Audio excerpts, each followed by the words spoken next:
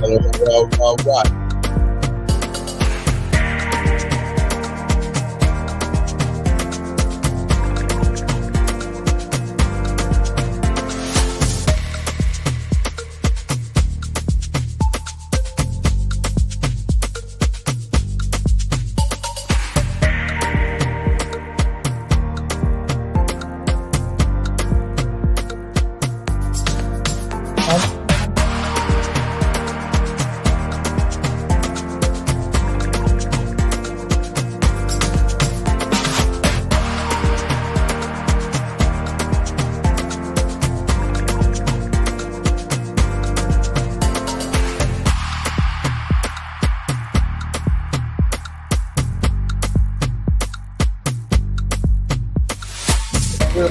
Okay.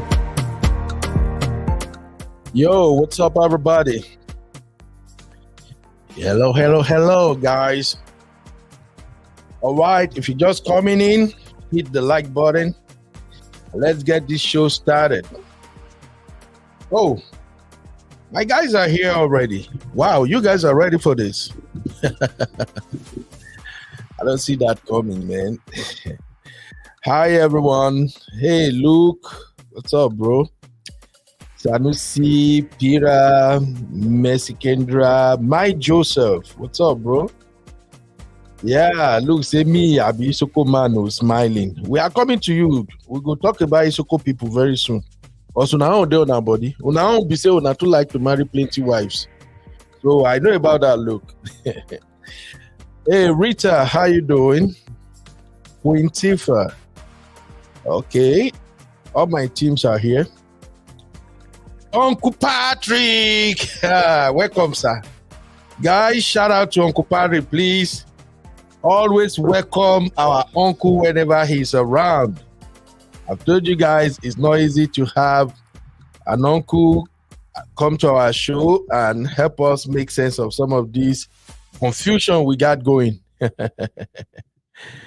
All right. Yeah, so we're gonna talk about Igbo men again.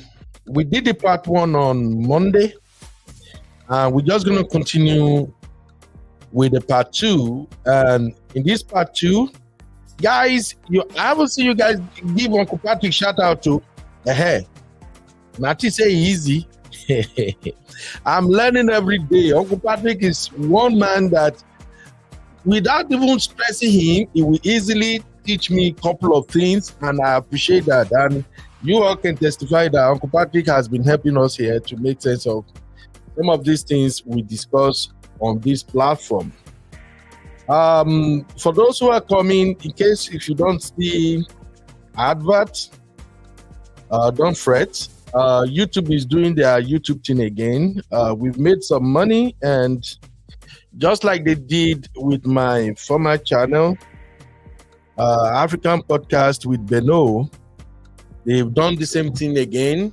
The thing is, when you have a channel and you start getting traffic and you are making money, the YouTube AI will want to check to see if you are actually who you said you are. So I believe this is part of verification process. And from my previous experience with African Podcast with Beno, I've come to realize that YouTube do this as a way of verifying channel ownership and to make sure that the content creator is consistent with what he says he's doing on his channel. So with my former channel, when I was demonetized, I reapplied. I did the appeal thing. It fell through. They did not approve me. What did I do again? I think I reapplied again. They denied it. So I'm just like, you know what? Forget it. So that's how we created this new platform. And then one day out of the blues, I just saw that, they still want me to apply without doing nothing, without deleting or removing anything from my channel. I just applied and it got approved again. So it's welcome. It's part of their protocol now. So Sister Natu in the building. Shout out to you, Sister Natu. Simbi, I thought I shared the link to the studio in our backstage. Okay, I share it in the VIP. All right, let me share it in backstage. I need you here. I'm waiting for my sister Olivia, also D, as well as Princess from London.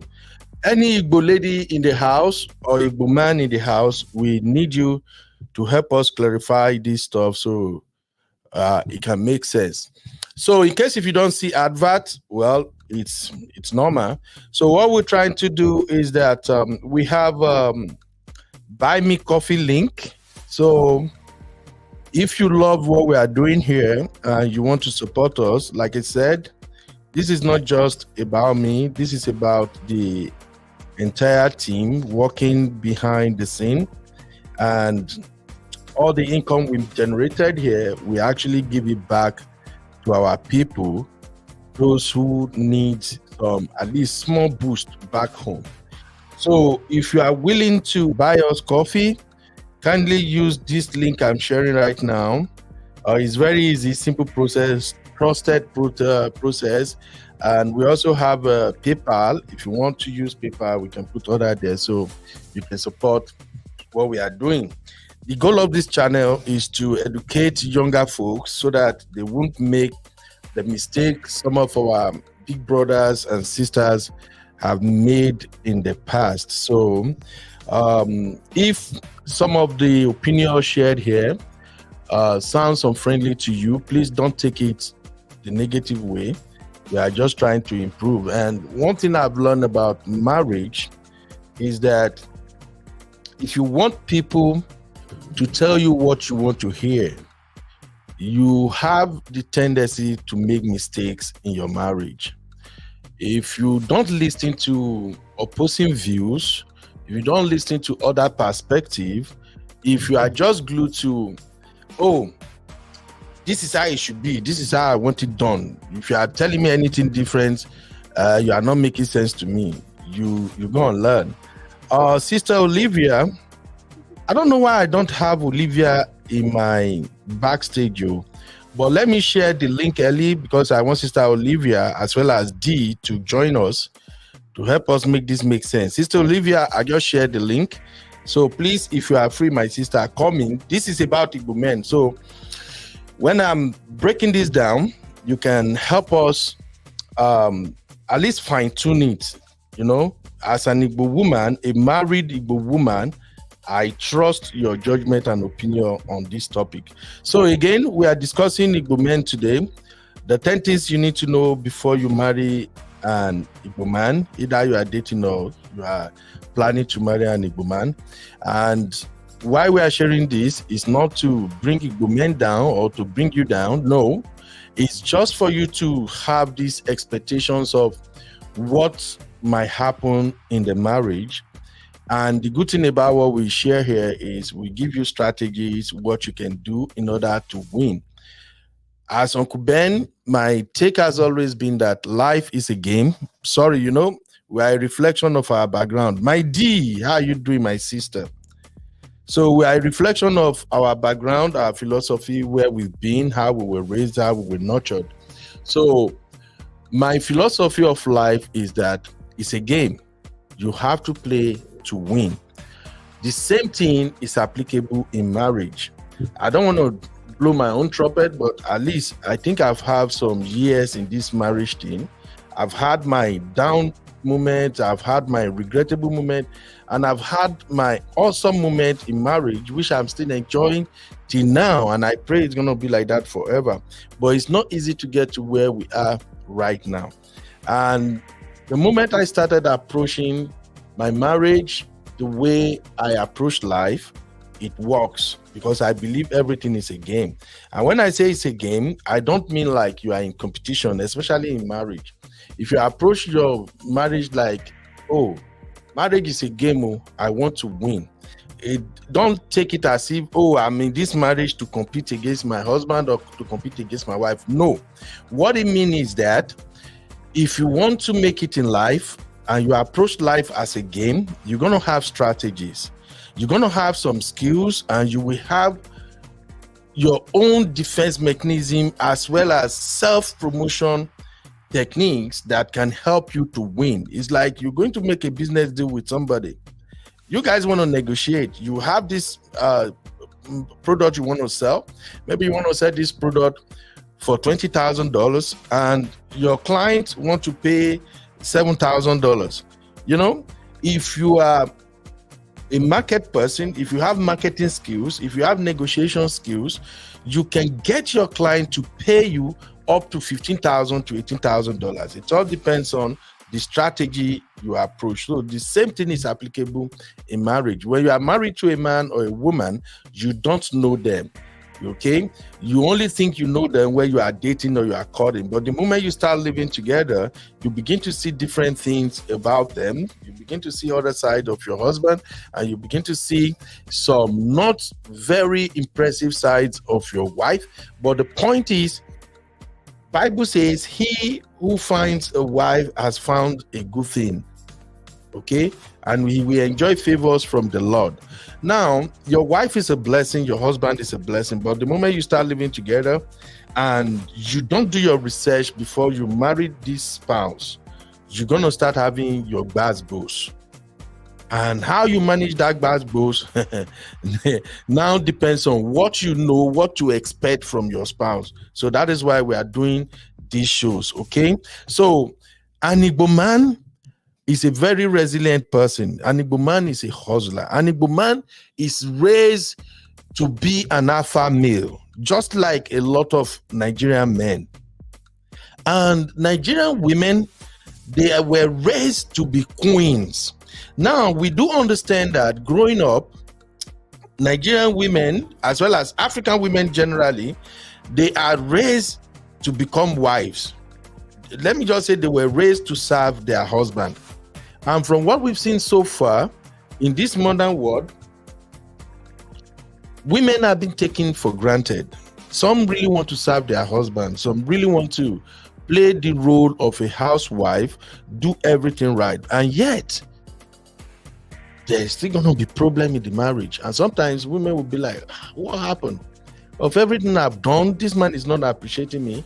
This man is talking down on me, is looking down on me. This man is expecting too much from me. What should I do? And there are some men that we were raised, I'm not going to lie to you, as an African, we were raised majorly to hustle. What they taught us, we boys, is that you have to go to school, you have to make money, and you have to take care of your family. So it's all about money, money, money, money, money. Oh, you find it difficult to join? Okay, here is what you do, my sister. Send me a message on WhatsApp with this number. Then I will send the link to you. Just send me a message on WhatsApp with this number. I'll send the link to you. That way, it might be easier for you to join. Or alternatively, if we can't get you here, then I may have to call you on WhatsApp so we can get your take. But let's try that first. So coming back to what I'm saying, we African men, boys, men, generally we were raised to do one thing and one thing only. Go to school, find a good job, do business, get married, take care of your wife. We were not taught the nuances of marriage. Hey, Sister Chinye! Wow, I'm so lucky this afternoon. All my sisters are in the house. Welcome, Sister Chinye. So we African men, we were not taught the nuances of how to manage women.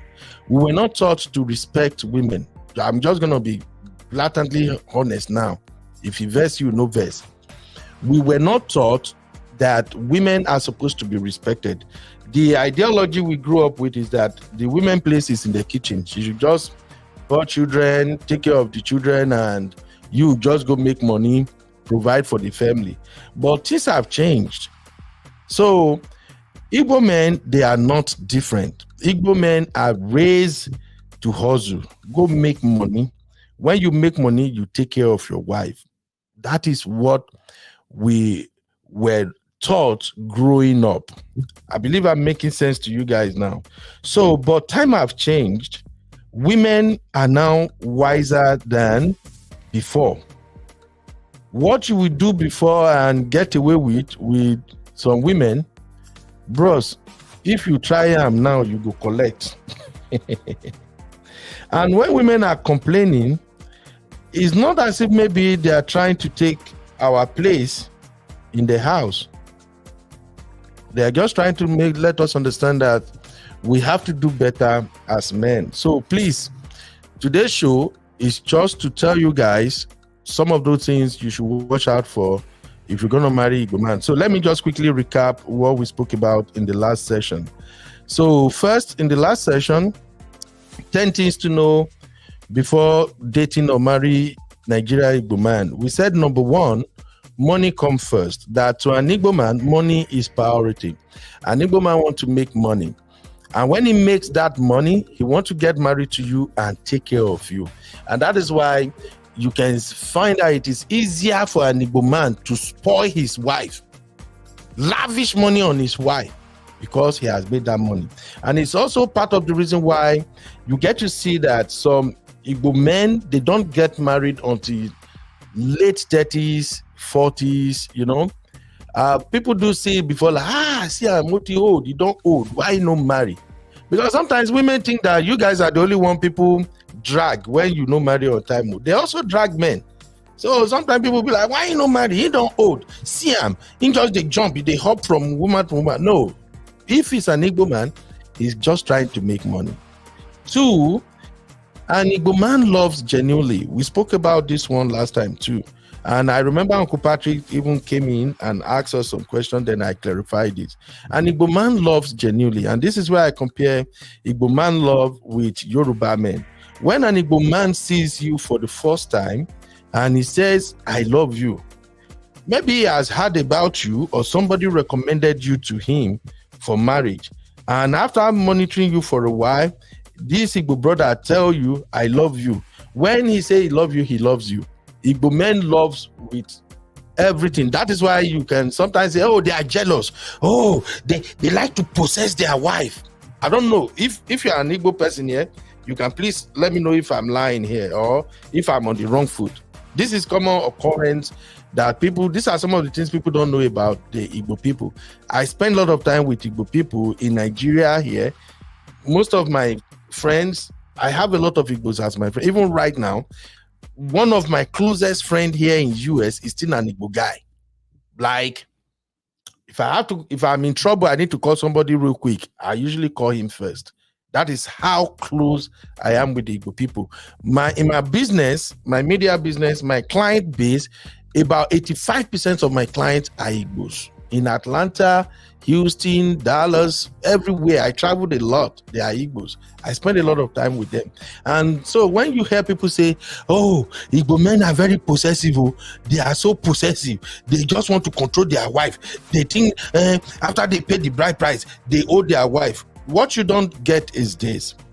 When an Igbo man loves a woman, he truly loves her. I may not say not all of them, but from what we know about Igbo person, when you impress them as a woman, they're like, my omanicha, my achanugo, my baby, he's not lying. They love genuinely. Now, the fact that they love genuinely does not override the fact that they love money more than you. Just take that now. Anytime, any day, an Igbo man loves money more than you. But that doesn't mean maybe he's replacing you with money. He just want to make that money and spoil you with the money. Okay? So let's get those two things straight. And then we also spoke about number 3, which is big ego. We said Igbo men has ego. And I knew I did some brotherhood there. And I said people kind of view ego as a negative thing, and it's not. And I remembered I said, if you desire respect, if you want people to respect you for your accomplishment, your age, who you are, where you are, it automatically means that you also have ego in you. Anybody that goes around and say, I don't have ego, that is somebody who don't know their value. Let's just be candid. So an Igbo man has ego. Almost all Niger people, African generally, but since I'm not from all over Africa, I only know of Nigeria. African generally and Nigeria in particular, all of us, we get ego. Our ego is up to the roof. Now, what people don't I think what people are missing about the Igbo men is that because Igbo men like to show off and Igbo men like to brag about their accomplishment, then the fact that an Igbo man will not tolerate rubbish, what they term as rubbish, Igbo man not going to tolerate them from you. Because an Igbo man will not just let you walk over him or treat him anyhow. Then people will be like, the ego is big. The ego is way up here. In my Yoruba parlance, in Yoruba language, we say Igberaga. They will say this person, they're proud. They're too proud. No. So, and I remember sisters pointed out on the last show that, look, if you want to maintain a good marriage with an Igbo man, you should learn how to massage his ego. That is why you will see that a lot of Igbo women, they like to praise their husband. They hype their husband well. Tied to plenty. My old dogo. Have you seen this lady, West Nash May husband? I forget her name. Judy. Have you seen Judy hype? What's his name? Yole Doche. When Judy hype yours, it's part of the reason why yours is losing it. Because those Igbo women, the smart one, knows that if you hype your husband, if you massage his ego very well, nothing what you want from that man will not go do for you. In fact, you are the best as far as that Igbo man is concerned. So, my Igbo sisters and brothers, if you're watching this right now, let me know if my assessment is wrong. If that is not what it looks like. Okay. Quintifa said, I say, yes, so they like it too. And okay. So maybe I'll come back to that when my sister started that. Oh, wow. Until June, you change your name. Oh, really? Until June, you change your name. Okay. I think, should that be Olivia? I think Olivia called me. Somebody called. Let me see.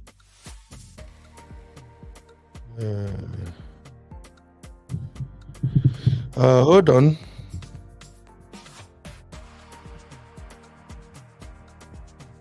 Okay, that is not Olivia. That's someone else.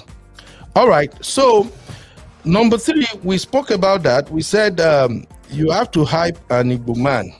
And you say I'm proud and I'm proud. And then number 4, Igbo men like food. And I remember I emphasized this one. These people don't read chat. These people don't read chat. They will piss me off now. Nigerians say, I just don't know. We have to do better. Somebody is calling me and I'm telling, just please hold on, please. Let me quickly tell this person off. Just hold on, please.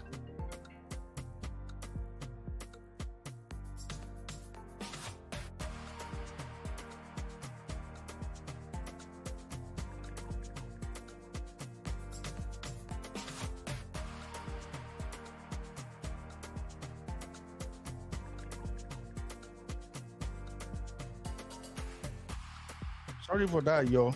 With Nigerians, we have to do better. I'm talking, the person is calling me, I'm sending message back that I'm busy. Continue to call on WhatsApp. Jesus. All right.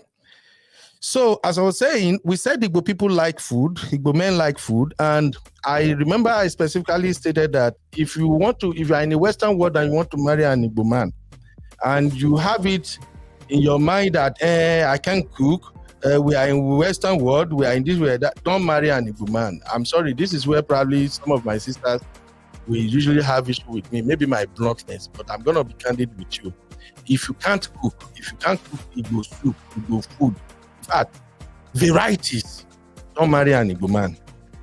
And I remember specifically, I mentioned this in the last show, there are 2 types of Igbo men. There are some Igbo men who are born in the Western world, and some of them, they have migrated to the Western world a very long time. They don't eat Igbo food, Western food, so much that they've even lost taste of their own traditional food. Now, this kind of Igbo men, they don't care. They can just like work with you with whatever you got going. But if you marry an Igbo man that just migrated, that lives in the US maybe 5-10 years, that an Igbo man that live by himself that can cook. A lot of Igbo men know how to cook. Oh. He can cook by himself. He can go to the restaurant, African restaurant, and buy his own Igbo food. And now you married him, and you are expecting that, oh baby, this ofaku, you take time to cook, Jare. This vegetable, I beg. This oporoko, they smell somehow. Don't marry an Igbo man. I'm being honest with you as an uncle. Don't do it. You're gonna have problem very soon in that marriage. All right. So. It's not just Igbo man. If you go back and watch our show on the 10 Things to Know Before Marrying Yoruba Man, I mentioned the same thing. We like food. In fact, my own love language now food. Any other thing, if you can't cook my traditional food, cook my egusi varieties. And thank God I married an Igbo lady that grew up in Lagos. She can cook all types of food. So, food, now my life wire. If you can't cook my food, you don't love me. Forget, even though you spend money on me, oh, love me. If you love me, you cook my food. I'm sorry to say. So, and number 5, before we start today's zone, we said they hardly marry outside their tribe. And this is where I emphasize that there are several things you have to consider here. I remember we spoke about the reason why Igbo people hardly marry outside their tribe. And number 1 is the culture and tradition of the Igbo people are unique. Okay? They are very, very unique. And Igbo people are very particular about their culture. This is one thing I love about Igbo people. It doesn't matter how far they traveled. In fact, I doubt if you can go to any country in this world and you will not find an Igbo man. But no matter how far away an Igbo man is, he still embraces his culture. So an Igbo man knows that if he really want to get what he desires in a woman, he should be married to an Igbo lady. It can be maybe Anambra, Imo, Enugu, Abia. It really doesn't matter. But as an Igbo person, as an Igbo lady, you will understand the culture. Okay, thank you, Cherish. Let me quickly send the link to you again. I was kind of waiting for you before I start the other part. Let me see. Okay. Yes, I see you, Sister Olivia. Thanks. All right. Let me share it with you right now. My own sister Cherish, the beautiful South African Niger woman. Oh God. All right. Okay. I'm forwarding the link to you now, Sister Olivia. Okay. Really? So, I spoke about the fact that another aspect of this marrying from their tribe that you have to watch out for is their mom. Igbo men don't joke when it comes to their mom. They know they follow you play. Okay? And there are certain expectations that Igbo moms are looking forward to in a woman. So when there is someone to marry, I remember we mentioned that when there is someone to marry, they are particular about the girl that their son will marry.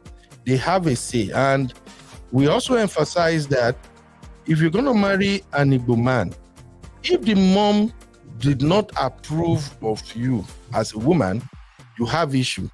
And I also spoke about how you can win your mother-in-law over. These things are not joke. I'm not saying it for the fun of it. I'm not saying it because I don't get what I want. It's because I'm tired of people complaining about Nigerian marriages and all that. So you can go back and watch that part 1. That is what we close with.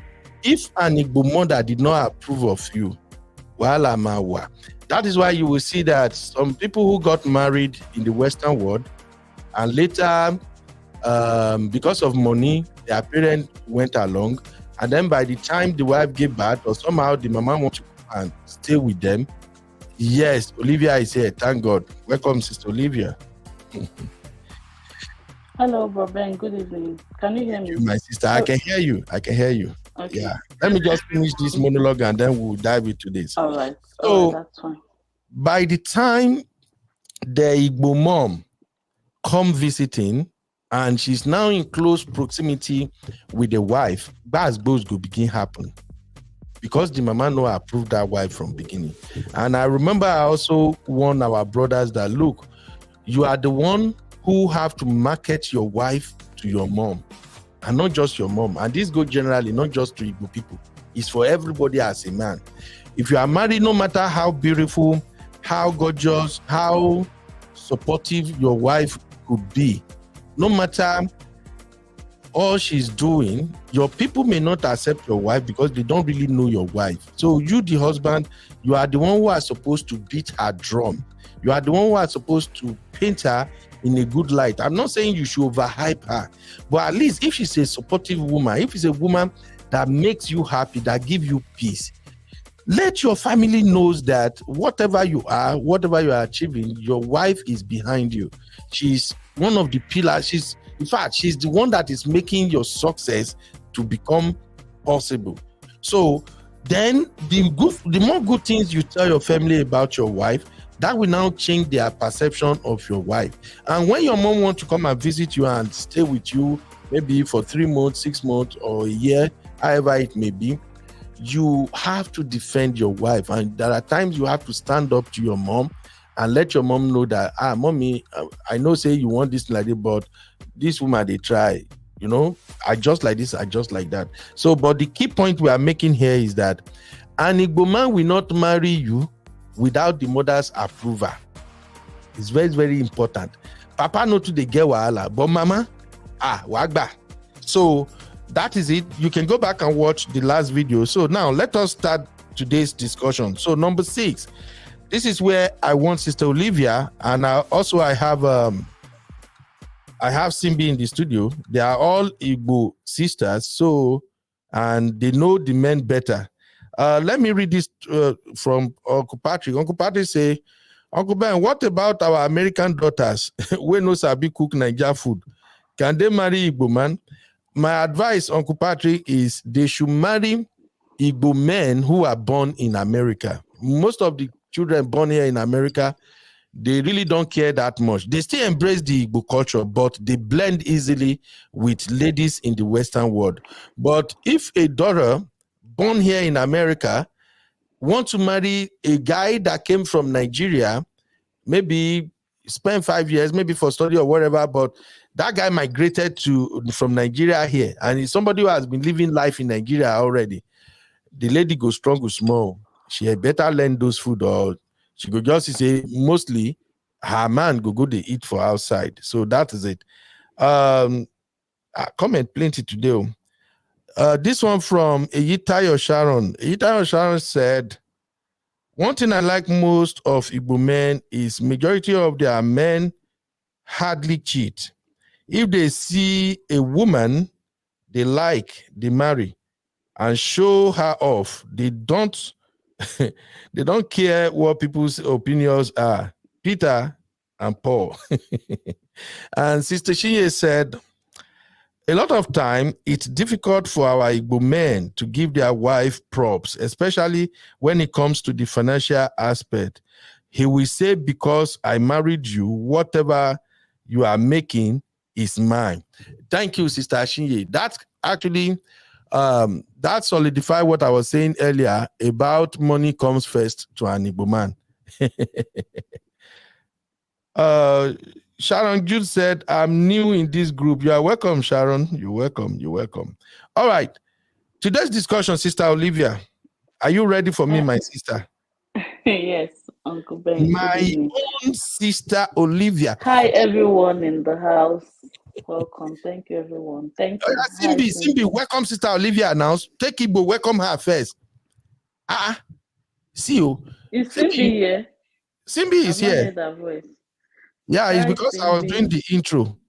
Maybe network don't cut her out. Let me remove her and bring her back so that she can at least relate with her sister. So, Sister Olivia, before we start looking at number 6 to 10, is there anything you want to tell our viewers about Igbo men? As a woman who is married to an Igbo man, a well-accomplished Igbo man. I see your husband, though. Uncle, they try. And I see you. Anytime I see you in your video, I see how you dey fresh. I say, hey, when your man, this one don't chop my uncle money. So yeah. Anyways, I think you're very grounded with the Igbo culture and about the Igbo people. All you said, everything you said is mostly correct. They are like they are deeply rooted in culture. Can be very annoying, but yeah, Igbo But people, it like is we what all it is. know, Igbo people would, any Igbo person would want to build in Nigeria. You anyhow that you're on your own, they will build there, even if they are not living there. Igbo people they have this borderline. I don't know how to explain it, but they love money. So I don't know. Hey, who It don't can like be money? can, but they have this drive to make money no matter what, no matter the field they're into. Most Nigerian men actually have that drive. Actually, I'll give it to them.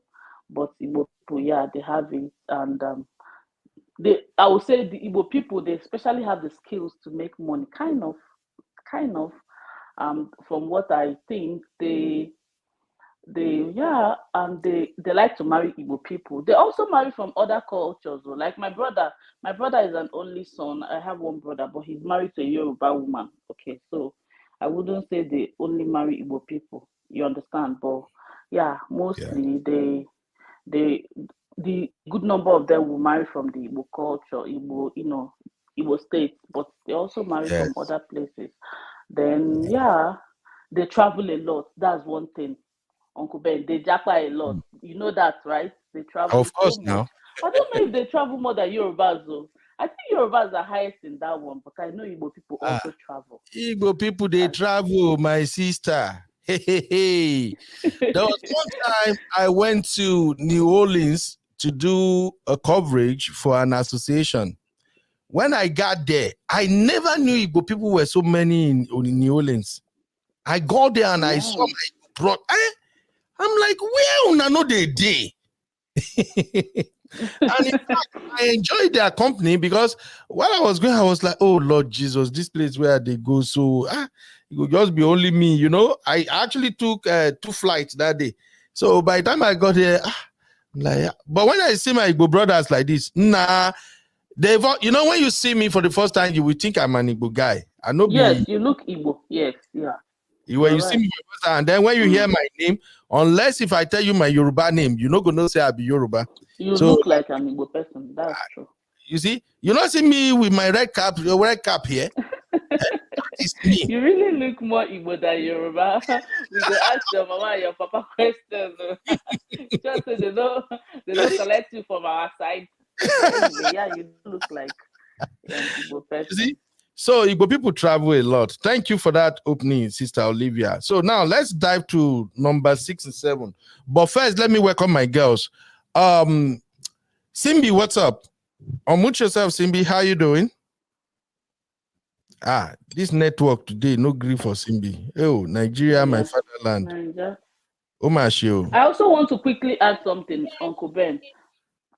Okay, go ahead, Sister Olivia. About the Igbo, it's one thing. This one is very, very peculiar about Igbo in Nigeria. Most times, if an Igbo person buy, they must go home. You know that's right, right? Definitely. It's almost like a must. Even the people that you will say, okay, let me just use this instance here in South Africa. Even the people that you say, okay, they are not even well to do, they find a way to take them home. It's a must. They have this saying that ishinwa for analanamba. Like if your head as an Igbo person will not remain in a foreign land when Yes. you pass The on. So bodyguard. that's one big one. Yes, you must come home. Yeah, So thank you. that's another peculiar one. Olivia, thank you for helping me pointing that out, because some women nowadays don't get it, especially a lot of these women that are married, mainly foreigners who got married to Igbo people. I mean, those who are not from Igbo and they live in abroad. Sometimes when something happens, the man is late and they want to take that body back home. Some wife we drag. Some we go ballistic and say, no, Exactly. I am the wife. We're gonna bury my husband where I want him to be buried. Exactly, and then but you go agree.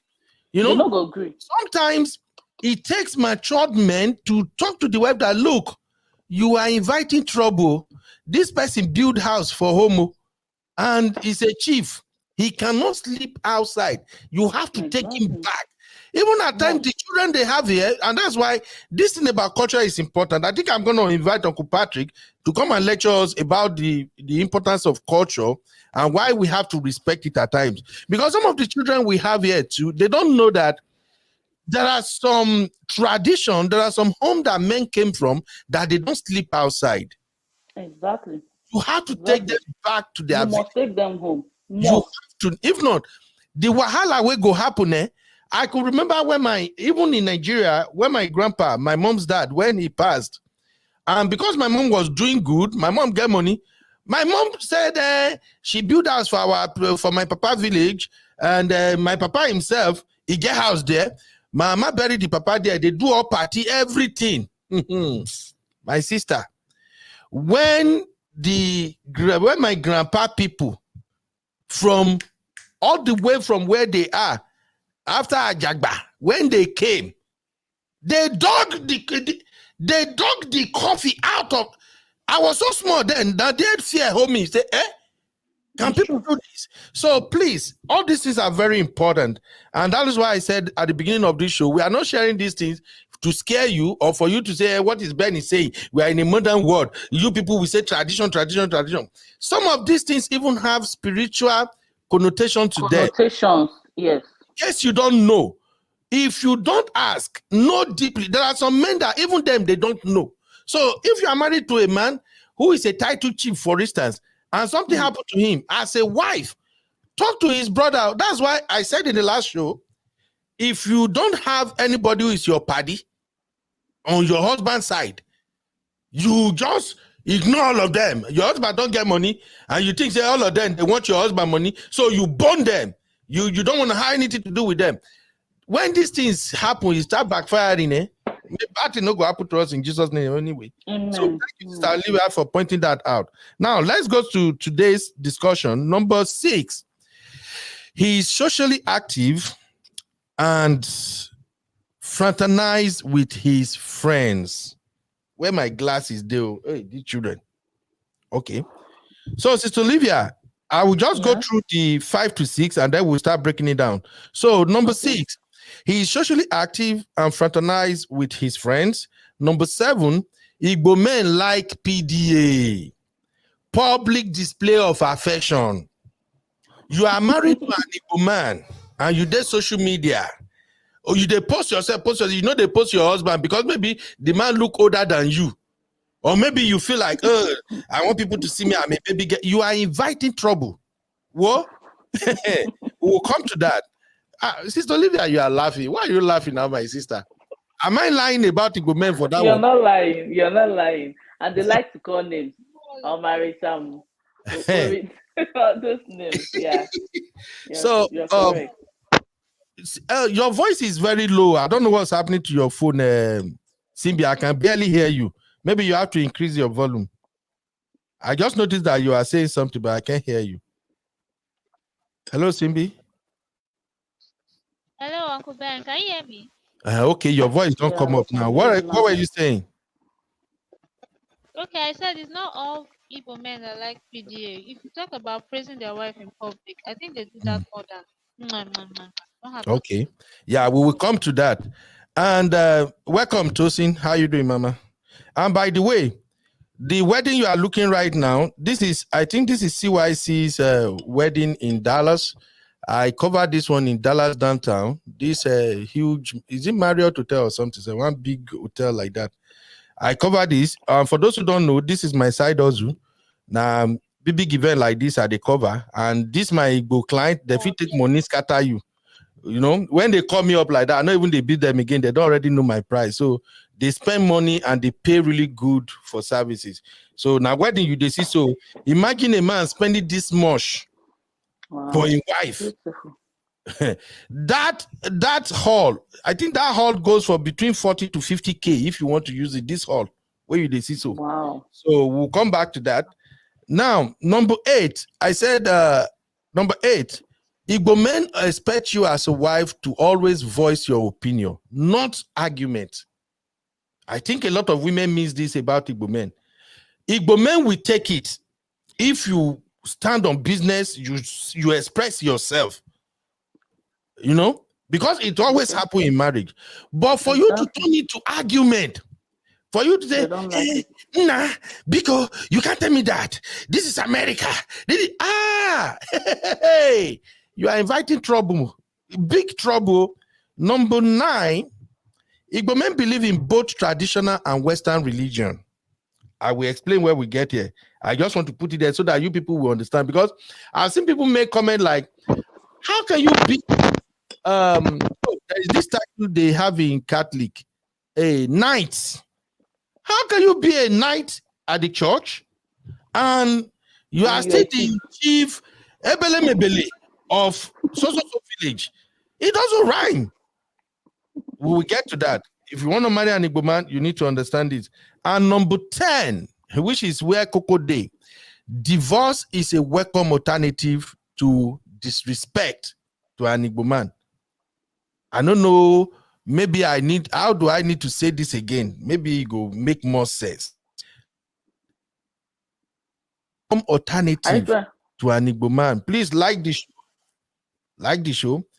What I'm saying here, I will explain where we get there, is that if you are very, very disrespectful, you may think you are not disrespectful, but if you are coming off to an Igbo man, your attitude, your behavior, the way you are conducting yourself with him, and you are married to him, and that man is perceiving you as if you are disrespecting him, and this goes on for quite a number of time, Igbo man go divorce you, or he go keep you for house, get another woman. So we'll come to that. So, Sister Olivia, let's go back to number 6 and start breaking it down. What's your take on number 6? He is socially active and fraternized with his friends. Your take, please. Very, very social, very, very, very socially active. Most of them, no matter, they try to find the balance between work and their social life. Yep. Even like, let me use an instance now. My husband, there's this they do this umonna. Umonna is like Igbo people's meeting, all those association, all those things, or Igbo doctors, or Igbo, all those kind of things. So they like to go. He will not. He always goes to their meeting. He would love to go to their meeting. They wear their traditional attire and go and socialize, go for parties if it's available. So that's true. That's very correct. And I know not just everywhere in the world, most Igbo people like to do even New Yam Festival. I have my friends in Australia. Their husbands will always go for this New Yam Festival that the Igbo people, Igbo people have this culture that is like Johor Iriji, that's New Yam Festival. They will always partake in New Yam Festival, Igbo Day, 1st of October. All those things is kind of a social gathering for those in diaspora and even in Nigeria. So I agree with that. All right. So what we're saying about this number 6, is that an Igbo man is a very social person. You can see even from the event I'm playing to you now. And these people you've seen in this video, see this, the man you're looking at right now, this man you're looking at, that is the man that actually gave me my first shot in US when I started videography. I covered his wedding. This is the man that actually fixed my price. I remember when he hired me to cover his wedding, I charged him $800. And then when we went to Dallas, me and my team, after we did everything, this man gave me extra $500. The next day, he has already paid me. He gave me extra $500. He said everybody were impressed with the way we work. And then from that day, the man said, I must not charge anything less than $1,500. Anytime they call me in Dallas, I must not charge anything less than $1,500. And he told me, all my friends are rich. They will pay you. And now they even pay me $2,000, $3,500. Or it all depends on the event now. So shout out to him. I just wanted to point that out real quick. So what we're saying about being socially active and fraternizing with friends is that the implication is that if you are married to an Igbo man and you are the quiet type, You are the, how do they describe those people that don't like to socialize? And I won't say introverted person. you are Introverted. person. I won't say you are antisocial, but you don't like going out. There are some people that they are not comfortable when they see crowd. Some women, I'm sorry to say, some women, when they go to event like this, some of them will just feel intimidated. All they are doing is they are looking at what other women wear. They don't even appreciate what they wear. They're just like, see this lace where she wear. You see that headgear. You see that bag where he carry. And as a result of that, some of them, they feel intimidated. So if you are married to an Igbo man, you should know that this man will go to party and you are his jewel. Now you won't go show off, not be himself. You have to dress regal. You have to dress like a queen, an African queen. He will spend that money. But if you are antisocial, if you feel like every weekend party, wait, what they do? I'm not going. You start criticizing him, you will have problem. That's why we are doing this show. You should know this about Igbo man, that he like to socialize and he like to frontalize with friends. What we mean by frontalize with friends is that a single Igbo man can belong to 10 social clubs. That is even small. The man I just showed you in the video now, that I say he gave me my first shot, the day we went to cover his wedding, this man belonged to 18 social club here in the US. 18 social club. And when we went to cover that wedding, oh, these people, they spray money. They spray money so tight. The guy that followed me for that coverage, one of the guys that went with me to do the coverage, he's now a big boy, very, very rich guy now. He's one of the guys I told you guys that he's making over 200K in a year. 500K is not a big deal. But when he came, he was working for me. That guy, when he see where he will spray money, the money was rising on the floor. Did he come cover his shoe? I just saw him jump away from my main camera. So I quickly ran to him and said, oh boy, what happened? He said, hey, go. What he says is that these Igbo people won't take me do juju. They won't take me do money. I'm like, what do you mean? He said, hey, go. Where they see money? See money and really, that day it was freaking impressive. And for those who want to learn photography, let me teach you this trick. When Igbo men are on the floor spraying money, if they are spraying money, they are spraying the celebrant.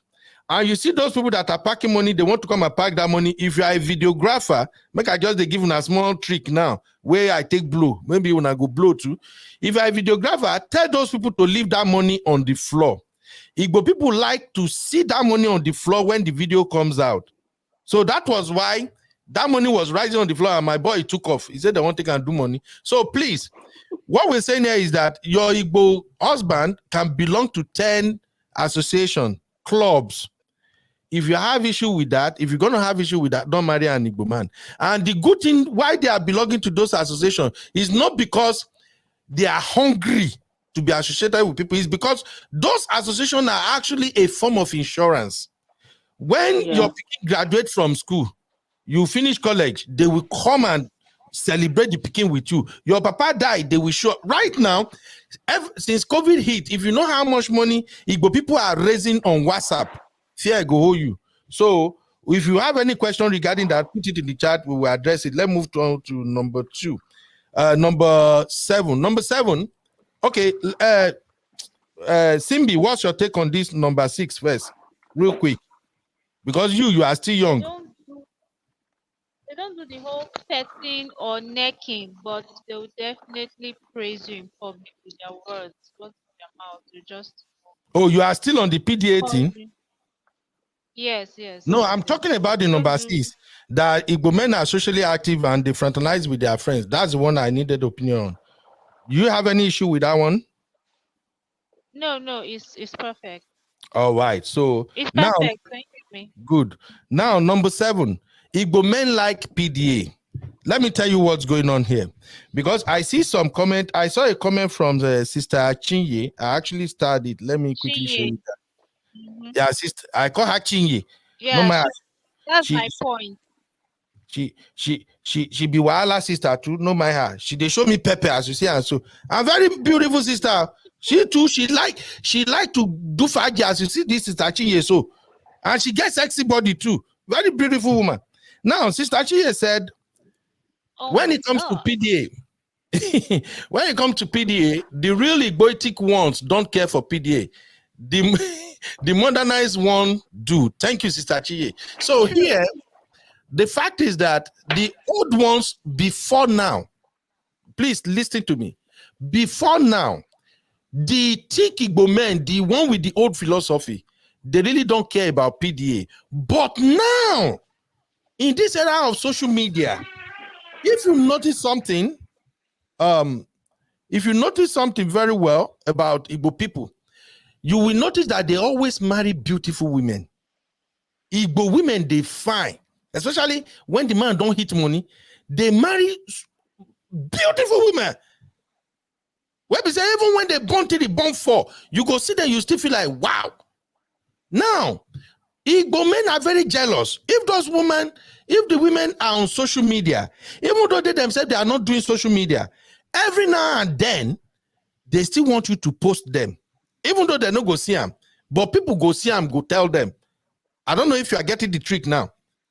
They themselves, they may not be on Facebook or this thing going up and down, but when you post them, people see it, and when they talk to them, they tell them, Chief, a while ago, I see your photo 3 days ago. Your wife post you. Oh boy, that woman love you. And the man will shake, say, oh wow. So my wife said they show me. Now the one where not be every Igbo man want to put their business out there. There are some of them that they like to be on the low key. The one on the low key will tell you, don't post me. Don't do. They will be fine. But majority nowadays, they like PDA. And like Sister Chiye say now, you see those modern one, you post yourself from Monday to Friday. Next week you do. And you not post that somewhere, especially because they will go party every weekend. And Igbo men like to dress good. They wear expensive shoes, the clothing, the designer. You taking picture, you not post that. Abba! Sister Olivia, what's your take on this one? Yeah, it's relative actually, but I would say most of them, the way they show their PDA, they do more of like they do more of chanting you, do you know my wife, see my wife, all those kind of things. But posting, social media is a bit, some people are catching up and some people are still a little bit behind. But those that have caught up very well, and they will not tell you, like my husband, he doesn't like he will not tell me not don't post me, and he will not tell me post me. But I know that when I post him, he likes it. That's the truth. You So see most now. Igbo people, yeah, I know that when I post, I'll be like, do you know her? People we are saying her, this one, this one. He'll be like, eh. I'll say in my mind, so you like the taxi. Do you understand that kind of? So I think they like it really Yeah. because Igbo people like show. They like show off. That's the truth. So if you like show off, you like social media. That's the thing. Especially Igbo men, they like show off. It's Yeah. in their character. They have a little bit of pride in them somehow. They get this small pride. So yeah, that's the truth. So with that, you can imagine people like Obi Kubana, how he posts his wife. He likes his wife posting him all those PG, all those ones that are really influential and have money. They like it. Some of them, most of them. But yeah, you also see the shy people here and there that will be like, oh no, no, no, no. And before it was all about, oh, I don't know, I don't want my neighbors to know what I'm doing, or I don't want village people. But now everybody, nobody sends village people for social media now. I think that was the main reason why people are like But now I beg, everybody's there. So how many people, village people, want who? So that's the thing. That's my own take on that. Thank you. Simbi, your take. Uncle Ben, Yep. What's your take? my take on the PDA. Mm-hmm. Um, like she said, they'll do more of praising their wives in public, like they'll show off and tell you how amazing their wives are and all of that. Plus, Yep. they'll give you money to dress so well so that they can be proud. literally their money is speaking on your body. Your outfit will just tell the story that, man, this man has money and he's taking good care of his wife. They right? like their women to always look gorgeous. Yes. Okay. So we are on the same page on that one. Good job. Now let's go to number 8. Do we have some comments here yet? Okay. Misty said, "What's up, my sister Misty?" Misty said, "Oh wow, that's a great initiative to have those clubs. They are financially supportive club. Yes, Igbo clubs, they are She's always there. right. However, if you join the club and you are not active, forget. They like to keep record. They have record of how many times you spend money and you don't spend money. So, Yes, but ma. Yes. if you Yes, turn so out, they do. if you turn out and you perform, you spend where you are supposed to spend. The day you will need them, now that day you gonna say it is They'll good. show up for you. Yeah. Now, I'll give you another example. You see the video you see on my screen right now. That hall, I think that hall is a 400 capacity or something hall. That, if I can remember vividly, that hall is filled to the brim. I think I have another video of the outside of the hall because there are more people outside that hall because the bar is actually located in the hallway. And that hallway is big. So a lot of people are still, you see all the crowd now. You see the way the place is filled up. All those people you see there, they belong to one club or the other. And the wife too belong to club. So the people, the guests you are seeing right now, these are the guests from both the husband and wife's club. So being a part of a club, of an association, is a big deal in Igbo land.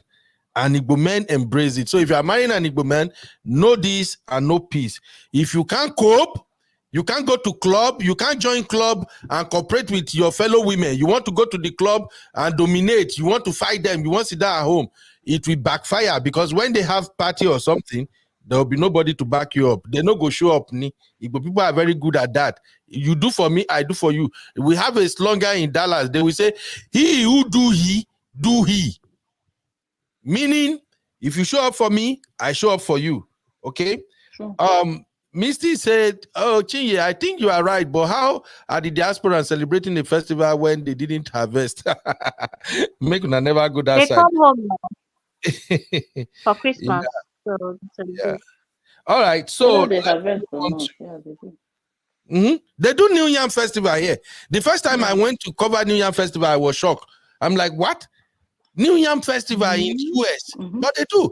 Do you know how many kings we have here in US now? Yes, no. Some plenty Igbo king. If you look at my screen right now, that is Eze Chimemereze. He's a king in Igbo land. And I remember this particular wedding, we have 4 kings. And this same wedding, this very rich man, what did they call this man for? He's very popular. Ingemoto, Innocent or something. He attended, he attended this wedding too. I think this wedding or the other one, he attended one of them. So a lot of people came from Nigeria for this same wedding you are seeing right now. I'm just playing this for you guys to appreciate what it means to be married to an Igbo man. You see the wedding gown? Just watch. You see how the wedding gown is flowing and money spraying everywhere with people. Look at the bridesmaid. Let me just leave it at that. Let's go to number 8. Number 8, always voice your opinion, not argument. Olivia, this is where I need you mostly. As a married woman, responsibly married woman, would you advise any woman? Because if I talk and go be like, say, Uncle Ben, they do brotherhood. You know, this modern women epidemic, get as it be. As an Igbo woman married to an Igbo man who is doing his due diligence, would you advise any woman to argue with Igbo husband? Please tell me, my sister. No, I can. Let me give you a real life practical example. When we got married newly, and okay, by the way, I'm 30 years in marriage by December. So the first year. You are not a professor. not really. But the first day, I used to argue. If my husband talk, I'll talk. And he didn't find it funny at all. He found it very disrespectful. Then he sat me down and told me, do you know that I don't like you arguing with me? It's not like I'm a tyrant or something. You can actually make me do what you want me to do by, if I finish talking, you'll be like, okay, but see. And No, I looked at it and I said, that's true. This guy is saying the truth. And that's the strategy we've been using ever since then. I don't argue. You You see? understand? I just, when he will be talking, I'll just be even if he's talking rubbish or what I feel is rubbish anyway, not like he's talk. I'll just be like, okay. Then later I'll tell him, but he'll just say, so what do you think? I said, anyway, I think everything you said makes sense. So I agree, but why don't we just do it? It's okay. Okay. Do you understand? For the singular fact that you didn't argue with him when maybe he was talking or something, or when he was raising his own concerns, then you calm down and tell him, and see, well, let's do it like this, and it has always worked like magic. When I say even, let me even use YouTube as an instance. Yeah. When Welcome, he Sissy. said Go ahead, my when sister. he said when I started YouTube and he was like, I don't want my kids on YouTube, I don't even want them to show on you. I'm like, oh, I just kept quiet. I said, but it's not like it's a big deal and everything. And I didn't argue with him. I just kept doing what I'm doing. And the first day he said it, I said, but you said it, but I told you that it's not a big deal. We talked about it. And I said, okay, anyway, it's not a big deal, Sha. Do you understand? But if I argue, they must be there. This one, ha. He will tell you that he has power more than you. So that's Yes. what I think. I don't think arguing if you can make your point across, you can even be manipulative. Let me use the word, not like it's the best, but you can be totally manipulative by being very, very gentle and subtle with your demands than shouting and being authoritative, and because men see it as being autocratic and authoritative, and you want to ride them, you want to be the boss, and you Yeah. want to be the man. So it doesn't work. That strategy doesn't work for both an Igbo man or any man, at least most Yes. men. Yes. That's Thank what I you think. very much. Simbi, because Simbi, you are actually representing the single ladies who are potential wife to Igbo billionaires. Do you learn anything from that one, Simbi? On Yes, how to thank you communicate very with an Igbo man? Yes. So, She nailed it. so what have you learned? Increase your volume. We cannot hear you, this guy. Are you feeling okay today, my girl? Yes, Uncle Ben, I'm fine. I can hear you. That's the voice I want to be hearing, because your voice, they always sound sharp. Your voice just be like CC, honey babe, them. When the Misty, when they talk like this, you go know, say, man, these are ladies talking. So tell me, what do you learn exactly from what Sister You have Olivia to said? be you have to be patient while they're talking. Just keep quiet. And then later on, when the heat has subsided, just make a suggestion and don't insist that he should accept your suggestion. I mean, that's what I deducted from everything she said. Hello? Now, yes, she's not saying don't think that he will accept your suggestion. No, he will actually take your suggestion. What we are saying is that if you are going to marry an Igbo man, if you are married to an Igbo man, first and foremost, remove argument. It no go work. It won't fly. Even me, when no be Igbo man self, Yoruba man too. And I think the only difference between an Igbo man, some of us Yoruba man be say, like me now, if you are arguing with me, we are supposed to have a conversation and you are argue. I will just look at you and keep quiet. I will just shut down. You continue the talk all by yourself. When you are ready to allow me talk and you reason with me, then we can continue. But an Igbo man, the more you argue with him, the more you are provoking him. True. Very The more true. you lose Very, the very argument. true. Yes, the more you are provoking him, and that your argument will trigger him to now exercise his authority on you, to now throw it. Become rigid. Look, you ladies, you might not get this thing, no. Hey, I know that westernization don't they make us lose a lot of value. If you guys know what it means to marry a woman in Igbo land, and not just in Igbo land, everywhere in Nigeria itself, a woman that comes from a solid family, not be the one where maybe the family they not to get themselves. If you marry a woman from a place where we say even the guy papa cannot determine what we go down that day, Now the Olori Ebi, the head of the family, and other strong people in the family, they are the one to determine what's going on. As a man, if you go and face those papa and you satisfy all their needs, they go carry the woman give you. Then you put this woman in your house. You people now have issue. You now say, after all, we are equal in this marriage. It won't go well. I know people don't like it when I say this, but I have to tell you, this is why we are having big issues in marriages in Western world. It won't go well. Look, I married an Igbo woman. I spent even ordinary introduction. They nearly won't finish me. Me where I never even get better money. I spend fire. True. So sometimes, I'm telling you, sometimes, even now that we're in Western world, me and my wife, despite the fact that everything is cool and everything, sometimes, if my wife still do some things, I'll tell her and say, hey, babe, come.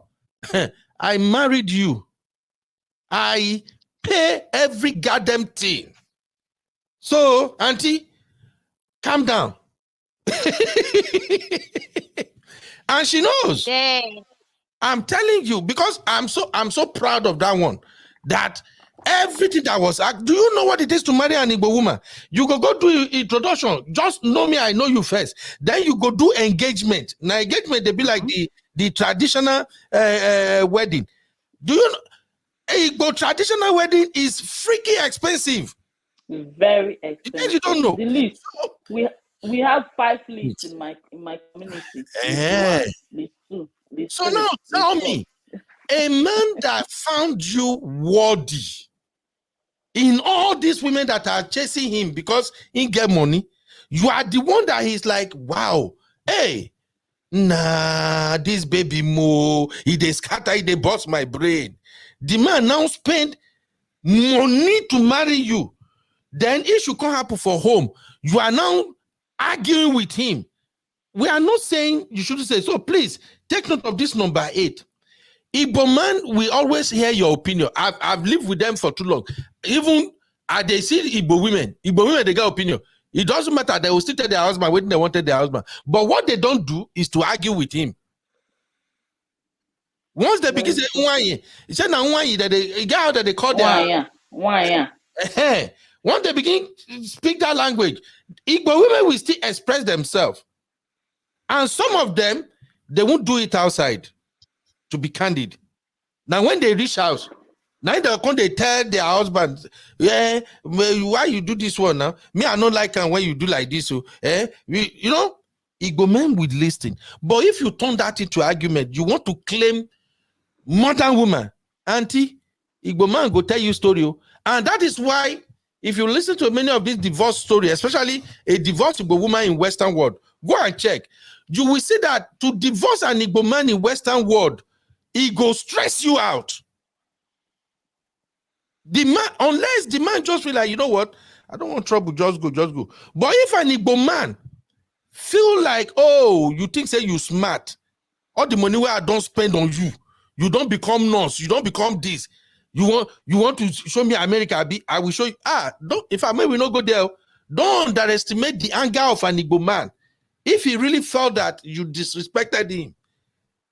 So please, what we are preaching here is learn how to voice your opinion. Express yourself. He will listen. But don't go with confrontation. Don't argue with him. Don't even claim we are in a modern world. You can't even tell an Igbo man, who you be? You will tell Igbo man we are in a modern world. I don't know if you marry the westernized Igbo men, those ones where they're born for here, or those ones where don't come here 20, 30 years, where they don't become westernized themselves. You can do those things and get away with it. But those ones where have strong allegiance to their culture and tradition, my sister, don't do it too. You go backfire. Number 9, Igbo men believe in both traditional and Western religion. Before I explain this, Sister Olivia, did you get the scope of what I'm pointing out with this one? Yes. I think what you're trying to say is that Igbo men believe that even if they are Christians, their traditional beliefs is not a big deal. They will still partake in it in terms of taking a chieftaincy title. Some people, they will never say, "Oh, Iri Johun." You know, Iri Johun is like New Yam Festival is like in the olden days used to be something that could have some fetish connotations, but now they no longer do the fetish part, but Igbo men still partake. They don't see it as being fetish. They say it's like what their ancestors did, and they will still partake in it. So the traditional, even if they are Christians, they see it as no big deal. Some of them will take the Ozo chieftaincy title, Yes. you know, all those Ochinawata, Ugonawa, this one. So they swear by it, and you can't stop them from taking it. That's the truth. So you're right. Even if they are knights of the Molumba, knight of Saint Christopher, pastor, whatever. So yeah, you're right. Yeah. So what we're saying, guys, is that don't say, "Oh, you are a Christian." Why would you be associated with all those men that they are breaking cola? Why would you hang out with those men that, you know, there's one part of by the way, I don't know if you guys know Raf. This is Raf Wedding. Raf is one of our guy here, my friend. He used to come to our show too to analyze things with us. This is Raf Wedding, if you are watching. Another Igbo brother. My Igbo brother, my own Rafi. I tell you, Igbo men, they will spoil you with money. Igbo men is talking money, you are talking nonsense. Anything better than money is more money. Yes, so look my face where I tell you guys, yeah, well, the first show, anything better than money is more money. When you get money, you will understand what life looks like. In fact, your wife go submit by fire by force. Money speaking, you are talking, you are talking poverty. Forget to. I'm sorry, man, I know verse. I spend a lot of time with my Igbo brothers. Maybe they don't spoil me, I don't know. Because even me, as I did like this, sometimes my madam, they hold my hands down, say, "Guys, slow down, slow down." If you do all this coverage, where they do, you see how these people, where the Igbo people, they take money do. And They you love still to come back. spend money. You say you want to sit down, make my wife go, they make the money. What is it? Let. You go not say you must find that money by fire by force. Your friend is your guys, they spend money. You they talk. Shit. In fact, if you don't have money, you are not a man. I'm sorry to say. I don't know verse. Now my Igbo side, now they talk now. You just told me say I know here Igbo. Biko.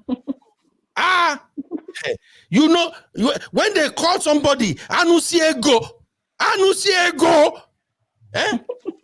money shine. Una say it easy. So what I'm saying about this point is that Igbo people believe in both traditional and Western religion. So it's not a new thing to see that an Igbo man could be a knight. I think Knight of Columbia. That's what they used to call it in Catholic, I guess. Knight of Saint Molumba. Oh, Knight of Saint Molumba. Okay. An Igbo man can be a knight and at the same time he's a chief. Being a chief does not necessarily connote that he's doing fetish stuff. That, oh, he did. No. In fact, my you know, my rapport with Igbo people has made me understand that being a chief is part of you cementing your success.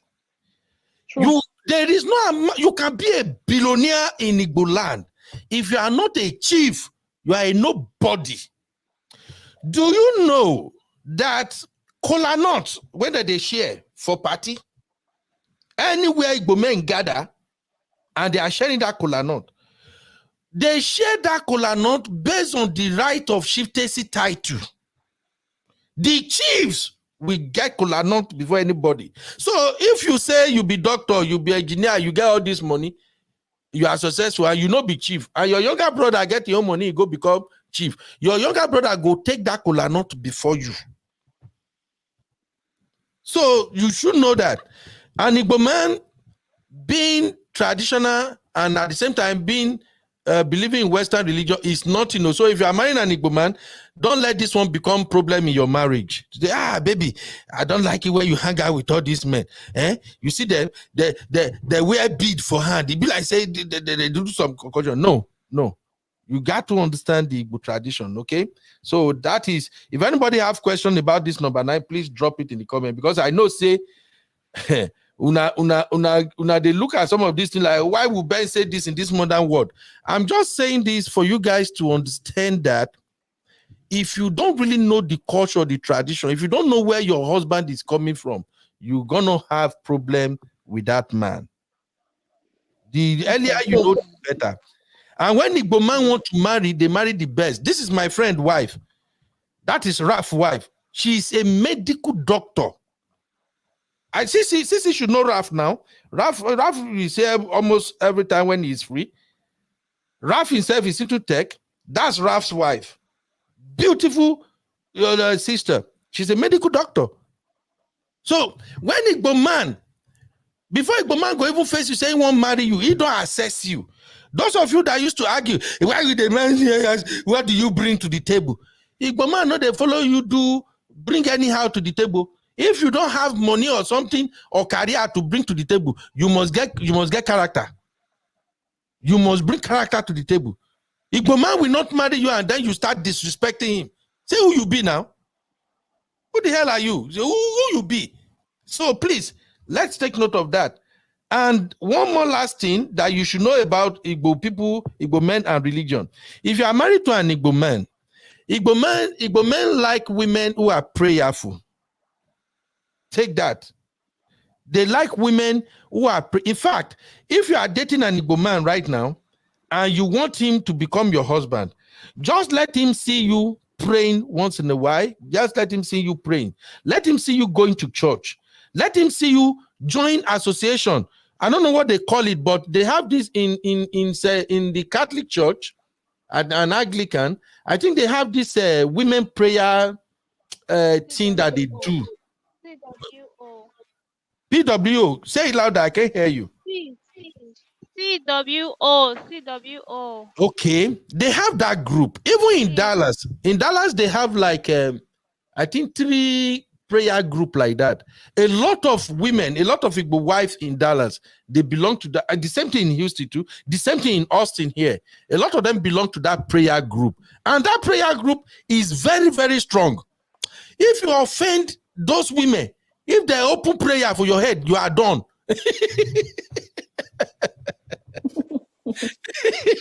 I'm telling you. And that prayer group, they are very, very supportive. If anything happens, they will stand by you. So I'm telling you guys now, so that in case you want to marry an Igbo man, you should understand all these things. Okay? So I just wanted to quickly highlight that before we move on to number 10, which is where we'll be rounding up on. This number 10, divorce is a welcome alternative to disrespect. When I highlighted this earlier, I hear my sister Olivia like, what? So, Sister Olivia, how do you understand this one? This point number 10. I don't think. Yes, the point is that an Igbo man, if you're married to an Igbo man, of course you may be divorced, if need be, but I don't think it's something they push for. I don't think it's something they push for, except you're really very bad behaved. Anyway, this day and age, things are beginning to change. But before, I think, in the olden days, the highest, if they want to punish you, maybe they'll marry another wife. Yes. If they want to punish you in the olden days, maybe they'll marry another wife. And, you'll now have a rival for you to sit up. Yes. They'll now say, okay, so since you're being stubborn, you will sit up now by fire by force. You will have a competitor. But divorce is not a big thing in the Igbo land. It's not, from what I know. But now, of course, things have changed. Times have changed, and people are now mixing tradition, culture, and westernization. So yeah, that's what I think. You can speak to that, Ben. Now, Simbi, what's your take on this one, the number 10? I agree with Ma'am Cherish. We don't welcome divorce. I mean, we always find a way, but mostly the men will just switch to polygamy, as in they'll just okay They will resort marry to another woman. polygamy. Yes, Yeah. yes, they will. They'll be Okay. like, let's. I'm getting the Or second wife, side chick so or something. Yes, they will show you their displeasure by maybe their behavior, by having more concubines and all that. But it's really rare. yes, I think they are not quick to yes, kick you out. Mm-mm. yes, the only way they will kick you out is according to the Igbo culture is when you become diabolical. If they see a trace of diabolism, they'll kick you out. That's one thing I Or know in you, Igbo land. Yes. or you commit a very disgusting Yes, crime, atrocity, like an something like that, abomination. Hmm. abomination. Yes, then That's when they let you go. they'll let you go, kind of, yeah, and they'll Your return the bride stubbornness is price not and enough say, for an Igbo man yeah, to let you is go. not, yes, is not enough. Rather, they will have other ways to punish you in the marriage, Okay. kind Yeah, of. they are patient like that. Okay. Absolutely. I agree with the all the viewpoints. Now, where I'm coming from with this number 10, that divorce is a welcome alternative to disrespect, is what I saw here in Western world. Everything you guys have Okay. described so far, it's applicable in Nigeria. Once they marry you, they don't marry you, you are going nowhere. You feel they True, cry, they maybe. suffer for that marriage, you go there. Mm, You know they go true. nowhere. They no born you where. They go show you, say, now them marry you. But in Western world, I've seen a lot of Igbo divorce here in US. True. Those Maybe, ones they yeah. And don't turn Oyibo now. That's why. yeah. And why I made this point that divorce is a welcome alternative to disrespect is that those Igbo men that divorce, their divorce was not kind of like loud. In fact, it is from other Igbo women. If you are closer to them, that's where you will learn that they have divorced, that their divorce has been finalized. Sometimes they keep it on the low. And although the ones that I see, that the one that I come to know about their divorce, those women are usually the one who are high achievers, like nurse practitioners, lawyers, Okay. doctors. Those are the one that I saw here that divorced the most. And then the other set that I saw that they divorce a lot, that I'm aware of, are nurses. Nurses. Now, I am not saying these women and men they divorce because those women are wayward or something. No. You can actually, when you get to hear the story, even yourself, you go ask them why are they in that marriage that long. But at the root of most of those divorces is what the Igbo man consider disrespect. I don't know if I'm making sense to you now, Olivia. Okay. Yeah, See? I get you. Yes. So the root of it all is what the men perceived as disrespect from their wife. And on the woman's side, they are in Western world. Some of the crap men that we get away with in Nigeria, you can't get away with those things here. You get level where woman go take and reach. There is even one divorce that one kind of hit close to home. She has, I think, about 5 kids. She's a Wow. nurse. She's a nurse. 5. And the husband was in charge of her check.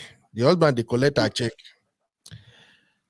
But she was still managing. She's a very prayerful woman, she's a very religious woman too, and very calm. That's why I said that one was close to home. I respect her a lot. But guess what happened? When the mother-in-law visited, when the man, mama come, now where Wahala come dey finally. A woman who your son has already maltreated, treated as if she's still a local woman with all the school, all the degree that she has. Mama come make the whole thing worse. And the man was like, okay, if you're gonna continue to disrespect me, you disrespect my mom. Lawyer, Piam. But I think he did that because he knows he's gonna be the one to benefit, because the woman actually make more money than him. And then they have joint custody. So somehow he's still getting some check from the woman too. But the woman left, and at least she has her peace too. So this divorce thing, I brought it up as part of what you should watch out for if you are married to an Igbo man, so that you will pay attention to what constitutes disrespect. You can be very educated, listen to all these social media counselors that will tell you, don't tolerate this from any man.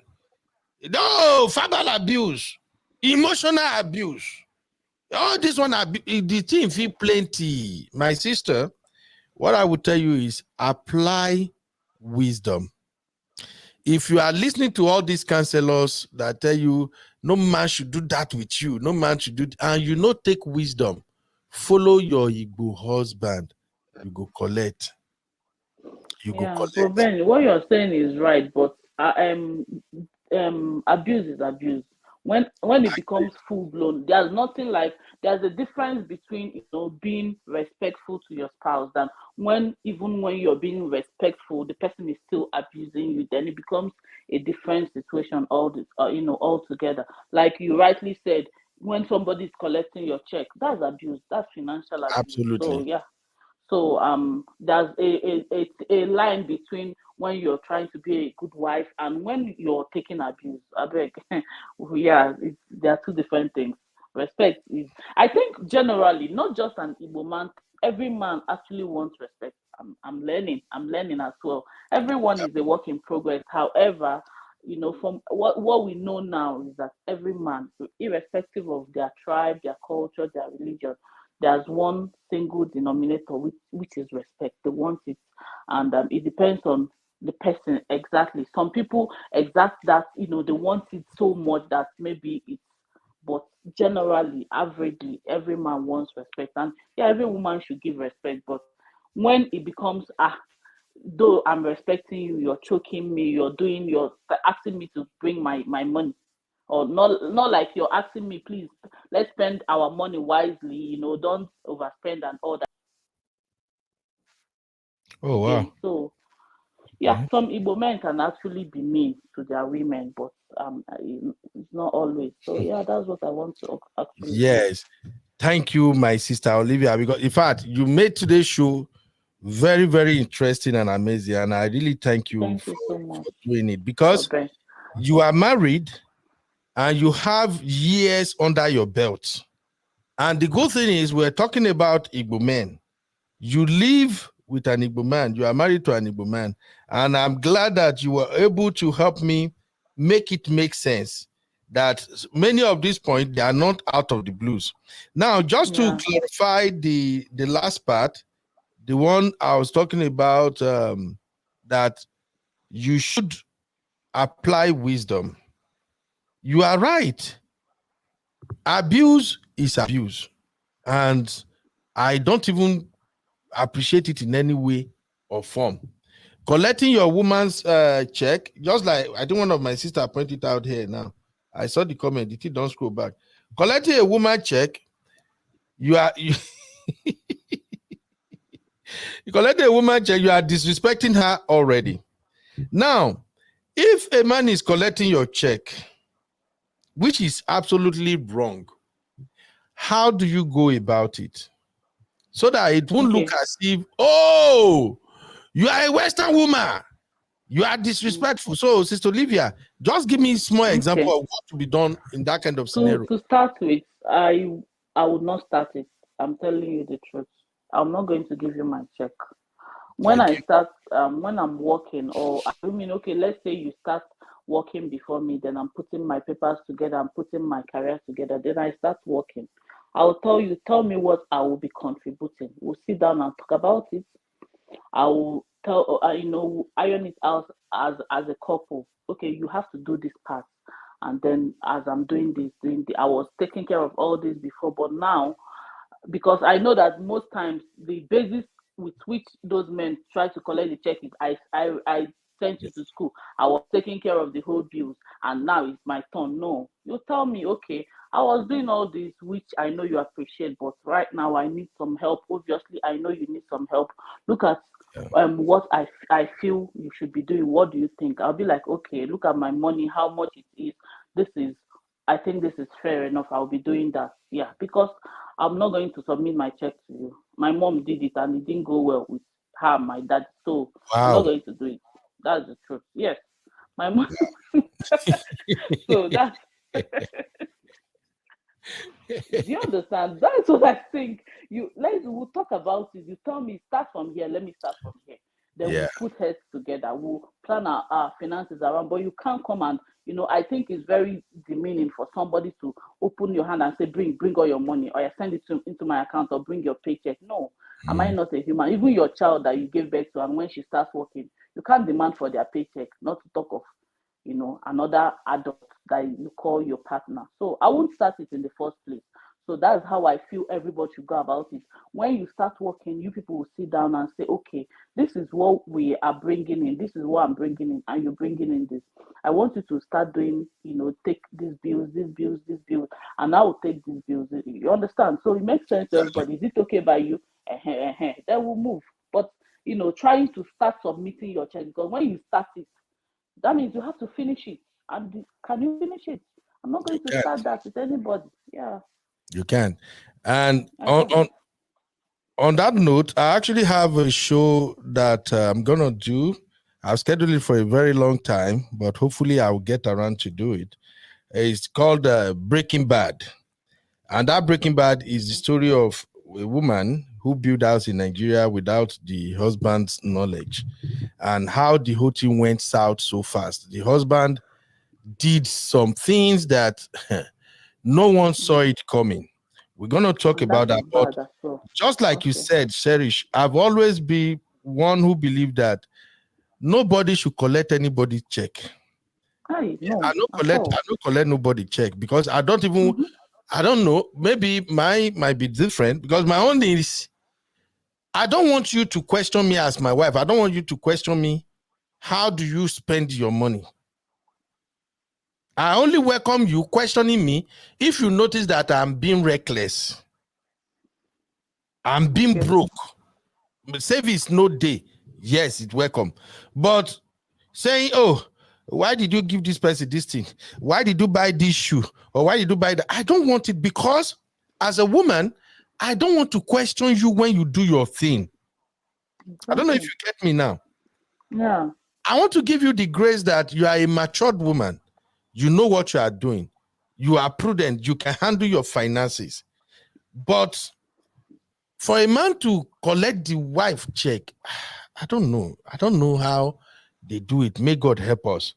And that is why I always advise young ladies that are watching this show that please, do not take BS from anybody. Exactly. These are some of the things you have to discuss before you get married. Don't just go there and say, hey baby, you want to marry me? Hey, I'm getting married. Don't start. After you marry finish, your husband can say, come, all the money where I spent for your head now investment. You think say I just send you pay money? My friend, bring your check. And exactly. The men that does that, they usually started it when you never even found your bearing. Most of the men that does that, when you are just starting, you never day strong. That's when they will start. I listened to a show Auntie B did, I think yesterday, and a lot of story they were saying that at the time I have to leave the show because it was kind of getting to me somehow like, Jesus, can some men really do this? And some sisters, you actually take this. But one of the aunties, one of the sisters that called in yesterday, she started analyzing that some of these men will actually profile you. They will test you small. They know if you can take it or not. And once they discover you can take it, then boom, they go into action. So please, that giving your check to your husband is a no. I've told you guys. It's a no. You guys can have joint accounts. Your husband you put me. Look, I have joint account. Most of the time, my wife don't even put money for the joint account self. and two of you will be signatories to the joint account. Then you will now have your special, your personal account. Yeah. My sister, now Why will America, we submit money? once you have joint That's account, they will modern give day both of you. slavery now. They will give both of you the debit card. Though. My wife get you, I get my own. Initially, when we started, my wife go put the open. After a while, madam no gree put. Instead, madam go carry the cash, come give me. I say, auntie, I think our agreement we say we go put money for you. When I want to transfer, the thing no gree transfer. And But me, still they remit her own. sometimes she go pick. Sometimes she go say, make I give you cash. And shout out to my wife. She has been amazing, very, very supportive woman. Every month, this woman go say, Oga, okay, see waiting I get, you know. And I love the fact that I've never asked her one day, say, babe, bring money. I won't pay this one, pay that one. That's not me. I'm a Nigerian man. I hustle, I pay all my bills. But she just figured out that no, this is America. You can't be doing all this all by yourself. And then every month she give me good check, you know. Hey. So yeah, That's shout good. out to my wife. So, but that's one thing about women. If they know you're good, they'll reciprocate. That's the truth. absolutely, Most We women, can spend, though. most Yes, we can spend. 95% of women will show you love, so long as they know you're a responsible man. You yeah. don't even need to collect that paycheck from her. She will still spend the whole money in the family. All right. Collect somebody's paycheck. All right. Simbi, what do you learn from this number 10? Will you try to disrespect your man? You mean when he asked me to bring my check? When he said when you bring your check, what would you do? I will wholeheartedly disrespect him. Why will you ask me for my money? Hello, I don't understand. You are the Okay. head, not the head of fish. So you are a provider. You have to provide. Don't ask me to bring any money. For what now? Oh, my CC and Chinye today, I don't laugh, tire. And they see the comment, laughter, they catch me. All right, now, here is some teachable moment. Simbi, because you are representing the single ladies. So I will ask you, and thank God you think like Gen Z self. I've been with you, I've known you for a while now. Sometimes the way you process some of these things, I'll just be like, Jesus, Simbi, you not be Gen Z. Why they act like Gen Z? Now, but you they behave like Gen Z at times. So let me ask you. I just ask you now, will you disrespect your man if he say you should bring your check and you say, yes, I will disrespect him? I want to say that is a wrong approach. So my sisters, everyone listening right now. And he has already disrespected me by asking for my money. so That's then the whole you of will it. disrespect him in return. Like, okay, give me an example of how you would disrespect him. Baba, May I'm we not learn giving you from my money. this. Forget it. I'm not giving you my money. That's simple. When he says bring your check, it's a big no. Capital letter no. No. Then, It's not like I'm going to throw insulting words. No. I'm just going to tell you no, and that's it. but do you know if a man want to collect your check, if a man want to collect your money, he will not ask you directly like that. Sure, you know, he will actually trick Oh, you. he's going to bring up a bill that we have to pay. Somehow, when they want to do it, I've it's seen only it coming. it's only the Mugo pack, the really nasty ones that will tell you, I say bring your check. Most of the time, you're gonna be tricked. They will trick you into submitting that check. Okay, somebody brought you to US, send you to school. Only him was working. You only go to school and come back home. He bought you car, do everything. You are okay. Now you finish school. He now tells you, baby, we have to build a house. So we have to buy our own house. We have to do this. But right now, since you are a nurse and you are making this $8,000 every month, I think as husband and wife, we have to come together. We have to bring what you earn. I bring what I earn. We put it together. We use it. That is usually how it comes, in form of joint collective contribution. That's how it usually starts. Sister Olivia, are you with me with what I'm saying now? Yes, I can hear you. Yeah. Many of them will not just say, bring your paycheck, submit that to me. No, they will bring an idea. They will trick you into believing that, okay, we are working together as husband and wife. And you wouldn't know that they are actually getting your check. Okay. That's how it usually happens. By the time you figure that, oh, I'm not even in control of my money. I'm not in charge of my money. It will be too late. And that will be when you want to do something for your mom or your dad, and then your husband has objection. He's against it. Uncle Ben, at this Nah, point, what do Uncle you Ben, think no, ladies that should can do? only happen to a If it woman that is starts like dumb. that, by the time it's starting, what is the right approach for a woman listening right now? All right. What I would so recommend is this. Like, I think me and my brother MOP, we often go back and forth on this particular topic. You see, me, I like to envisage the good and the bad. I like to kind of have this subtle or a kind of silent preparation and get myself ready to withstand some situation that is not foreseen right now. But if it happens, what would I do? So now, like I just told you guys now, any man that want to collect your check will not just say, oh, yeah, when you work, I want to get. No, it will come in form of a plan, in form of a joint project, in form of, oh, let's do it together. And you know, this account, we bring our money there, we do it. Once a man start bringing that idea that bring your money, we they put them together, especially your pay, red flag. You won't collect your check with that. But if the man says, okay, baby, we want to build this house in Nigeria, this house, now 150 million go finish this house. So I think say maybe every month, if I bring $3,000, you bring 1.5, we add them together, we send them. I think it go move. That's a good plan. But once it has any semblance of bring what you make, I bring what I make, we spend it together, we take it from there. Red flag. Quickly say, I can't just work and bring everything. I don't know if I'm making sense to you now. And yes, if the man trick you into it already, yes, and you'll be doing it, you are spending together. He knows what you are spending. You see what he's spending. Everything is calm. The moment he starts complaining about what you are spending, and you know that you are not being flamboyant, you are not being wasteful, you only spend when it is necessary, start pulling out. George, this one don't need fight or anything. Just go open a separate account. When month end, that your direct entry, send it to that your separate account, then send, if not half of whatever you want to send to the one way you get, send it to. When he check the account, he say your full money no come. He go first make some trouble. What is this? Why would you do this?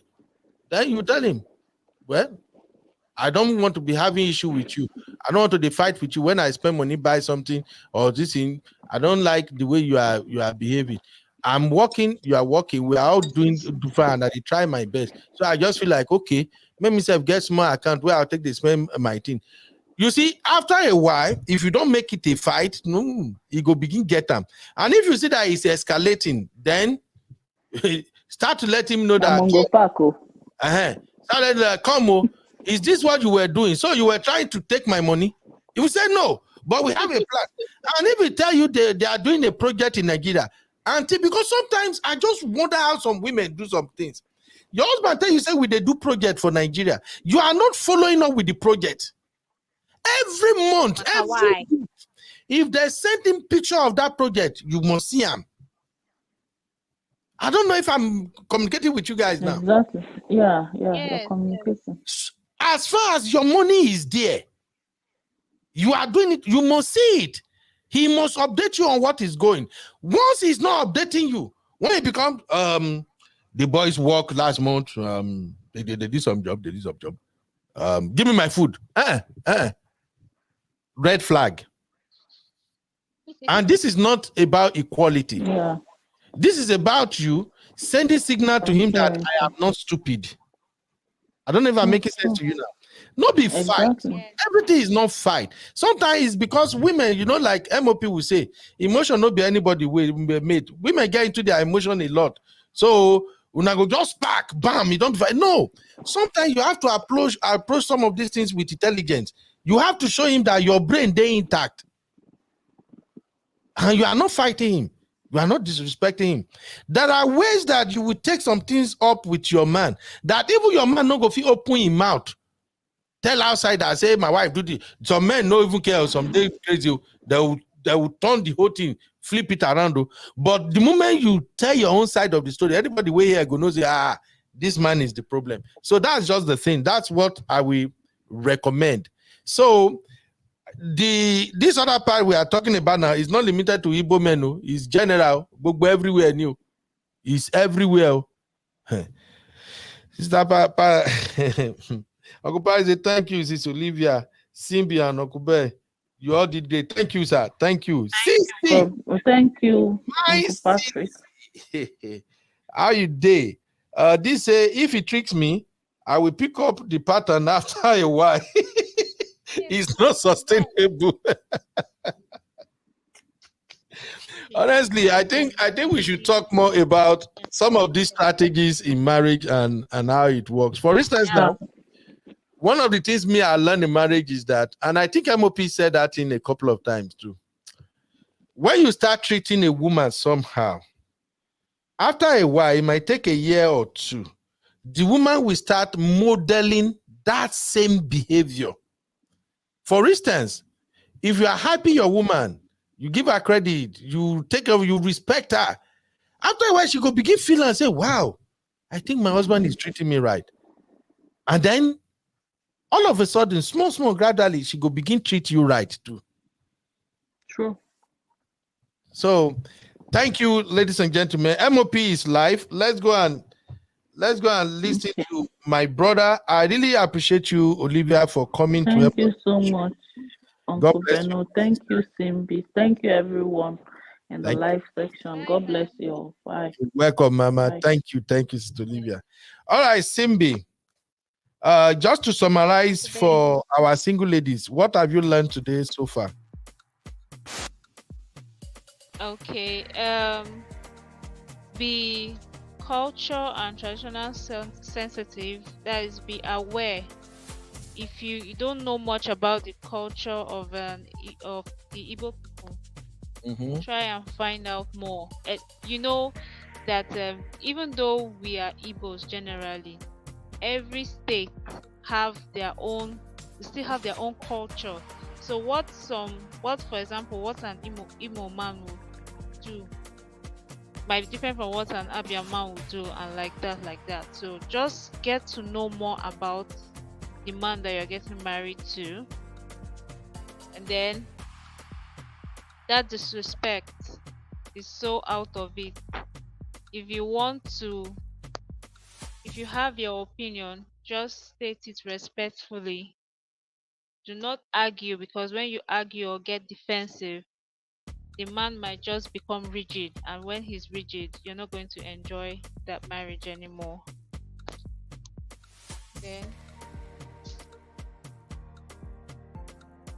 Then be ready to adapt into their lifestyle, like Uncle Ben and Cherish rightly stated, the whole joining of clubs, associations, and all of that. Your man is into like 5 to 10 clubs and is asking you to join the women club. Do that also. And then be spiritually sound. Be prayerful. Men like to see their women pray for them. Just the fact that he knows that you're backing him up spiritually is a real huge turn on for them. Yes, they like to know that yes, you have their back. Hey, you are a fast learner. All right, my dear. Thank you, everybody who has been part of today's show. I really learned a lot today. Thank you, Sister Olivia, for doing the show with me today. By the way, the wedding you're watching on my screen right now, this is the type of wedding I said you should aim for if you are a modern woman, a Western woman. The bride in this wedding is a nurse practitioner. The mom, the dad, they are all just like my uncle, so I was privileged to do their wedding coverage. And the husband I think he's an engineer too. They were both born here in the United States by Igbo parents. They grew up in United States, so it's more or less like they have the same culture, the same understanding, and yet they still embrace their Igbo tradition. And when you marry like that, you don't have to contest anything with anybody, because you are married somebody that share the same belief with you. You have the same orientation, so there will be no struggle at all. But No stress. for instance, now, if this beautiful sister had gone to Nigeria, because some parents I don't even know why they do it. Some parents will actually go and find husband for their daughter in Nigeria. If this beautiful sister marry a guy from Nigeria now, the guy might end up saying, what is this? I'm a man. You can't do this, you can't do that. The man will want to control everything. And the same goes to the men. So please, what I would advise is, if you can't help it, if you truly desire to marry from Nigeria and you want to marry an Igbo man, please take everything we discuss in this video seriously. It's just for you to learn, okay? And it's not limited to an Igbo man. If you're marrying anybody from Nigeria at all, please, please, please, and please, do your background check, do your research, make sure you understand the culture and practices, okay? But if you know that you are westernized already, you have standard expectations, and you don't want people to treat you in such a way that still look like ancient mindset kind of treatment, please marry from where you are. Both women and men, marry abroad. You people will understand each other better. Don't go and marry from Africa and bring abroad if you know that you want the Western kind of marriage. Please, please, please. In my home, when I got here and me and my madam was having bad, at a point, we have to talk. And I asked my madam, babe, do you want Nigerian marriage, or you want Western marriage, or you want us to blend it? And I explained everything that I know. If you want us to do Nigerian marriage, see the way we will live our life, we will be like Indians. It means we are living in America, and at the same time, we are still practicing all the cultural and traditional things in Nigeria. And if we want to do the Western world, it means that we will cut family, friends, everybody off. It will be me and you. We will just do me. You know, we will have nothing to do with Nigeria. Wow. But if you want us to blend, then we can now fuse our Nigerian mentality and American way of life together. And that's what we end up doing. We blend it both ways. So we know when to go African and when to go Western. And it's been working absolutely well for us. So thank you everybody that joined me today. Please, my Igbo brothers, so please, my Igbo brothers and sisters, if you get to see this, don't take it the other way around. We are just trying to let our sisters understand that as an Igbo man, you have expectations. Okay. All right. Thank you, Sister Chi. Everybody, let's go join MOP. My CC say, this CC,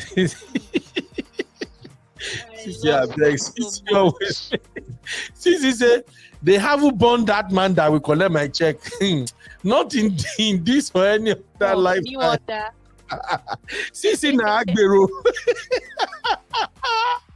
CC is London Agbero. All right. Thank you, Simbi, for co-hosting with me. Yeah, have a very good night over there. And thank you. We'll do another one. I think what's today, Seth? Today is Wednesday. Okay, on Friday. And on Friday. Today is Wednesday. Yeah, we'll do another one on Friday. And I wanted to look at I will talk to CC and some of my sisters if they want to treat this topic with me. I want to look at what is it? Why exactly is it that African men, when they marry white people or people from other Western world, they treat them better than our women, according to allegation from our Niger women? Allegedly. Oh. That is what you people say.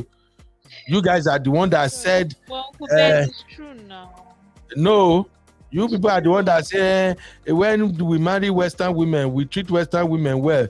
But when it comes to our Nigerian sisters or African sisters, we don't do well. So on Friday, I want to look at that.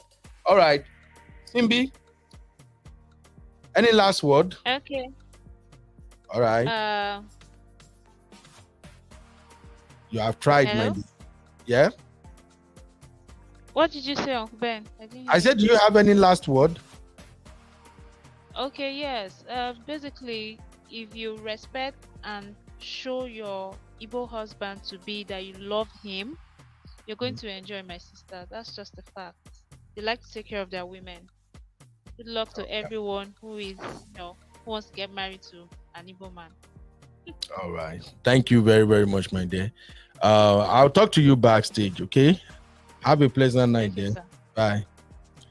All right. Thank you, everybody. Please, let's go join Man of Prestige. My brother is live now, and he's treating a very important topic over there. Sisi say, I'm a lover girl, but no. But don't try me with my money. Sisi, you are an Igbo girl. You are a Nigerian. Let's just call it what it is. You just they think say you are from East Africa.